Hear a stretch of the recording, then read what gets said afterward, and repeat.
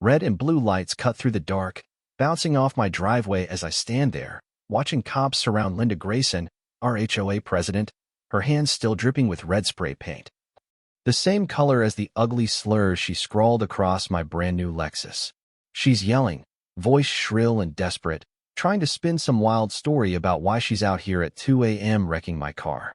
But my phone's got the truth, crystal-clear security footage that catches every second of her suburban meltdown. I'm Sarah Bennett, 36, a lawyer who worked my tail off for that car. And let me tell you, Linda's biggest mistake wasn't just trashing my ride. It was thinking she could bully me into submission without a fight. This all started 3 weeks ago in Meadow Ridge, a quiet little neighborhood outside Boise, Idaho, where I've lived for a couple years, keeping my head down, working long nights at the law firm. After a decade of grinding late nights on contracts, big wins in court, I finally treated myself to a sleek black Lexus IS, the kind of car I dreamed about since law school, when I was scraping by with a rusty old Toyota. That first morning, I parked it in my driveway, stood there grinning like a kid, watching the sun bounce off the flawless paint.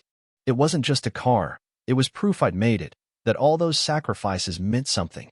By lunchtime, though, I found a note under my wiper, written on crisp HOA letterhead, purple ink screaming Linda's name. Your vehicle is excessively conspicuous, it said, and disrupts our community's modest aesthetic standards. I laughed, actually laughed, because the HOA bylaws don't say a damn thing about what kind of car you can own. Just that it's gotta be parked right and kept clean. My Lexus? Spotless, legal, mine. But Linda didn't stop.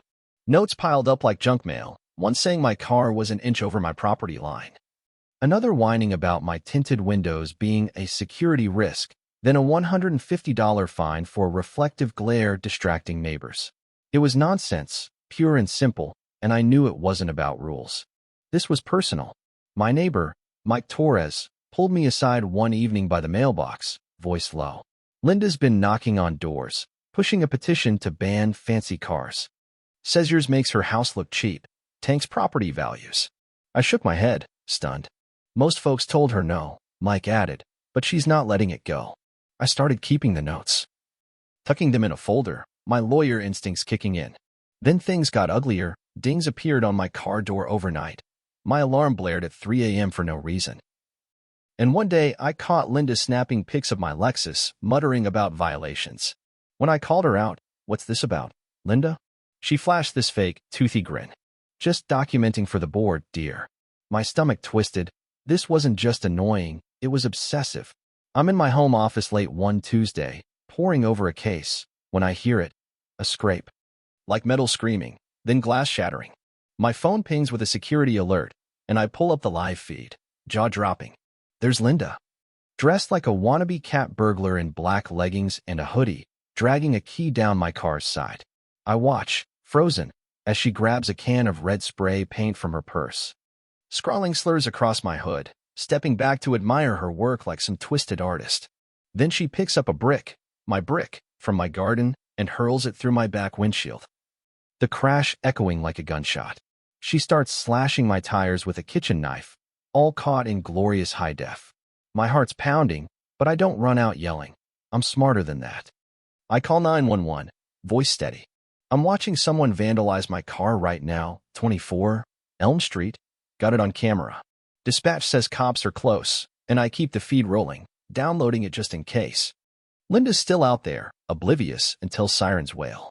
Her smirk vanishes, and she's suddenly this frantic middle-aged woman, stuffing paint cans in her purse, speed walking to her golf cart like she's gonna outrun the law.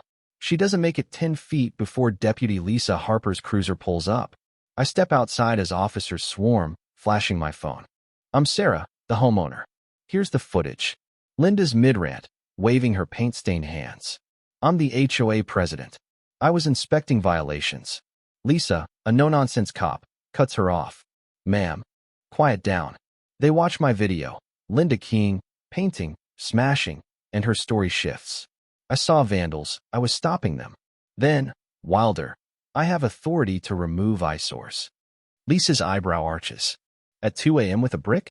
They cuff her, charging criminal mischief and felony destruction, since the damage tops $12,000.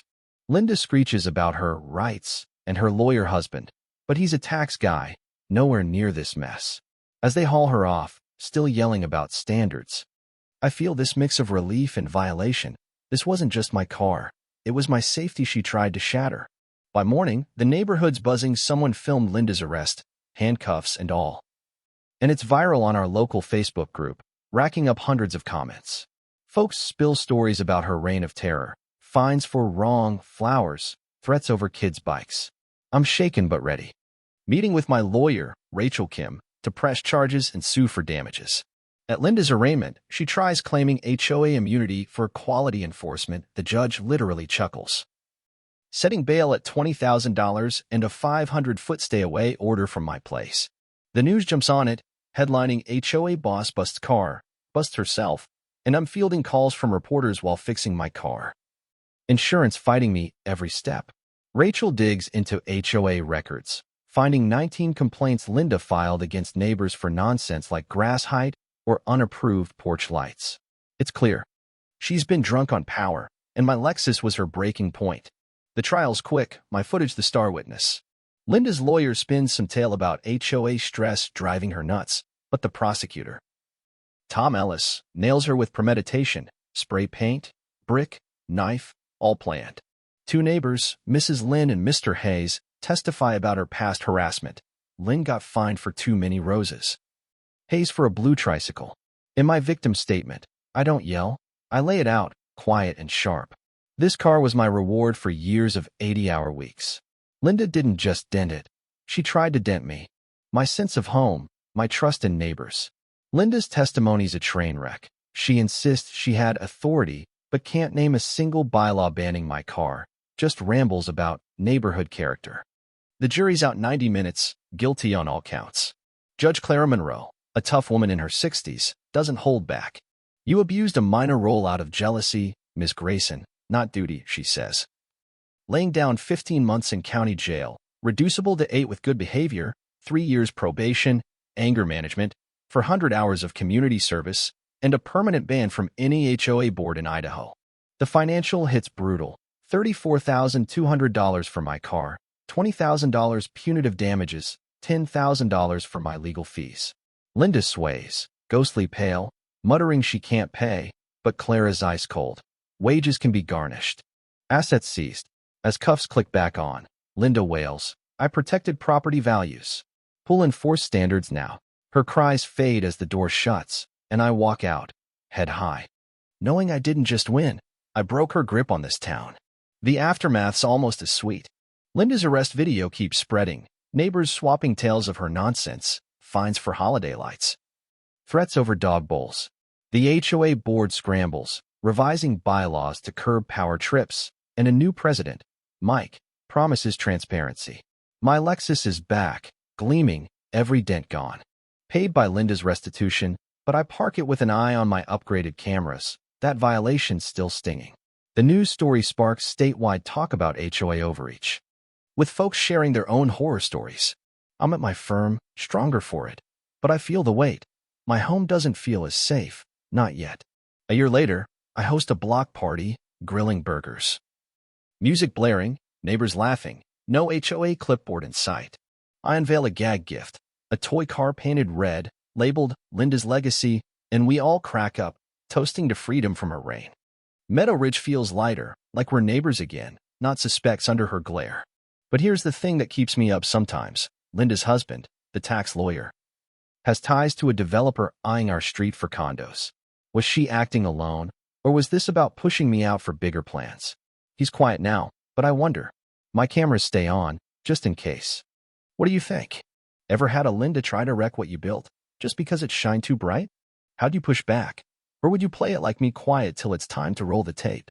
Drop your stories in the comments, and let's talk about what it takes to stand tall when someone's gunning for your pride.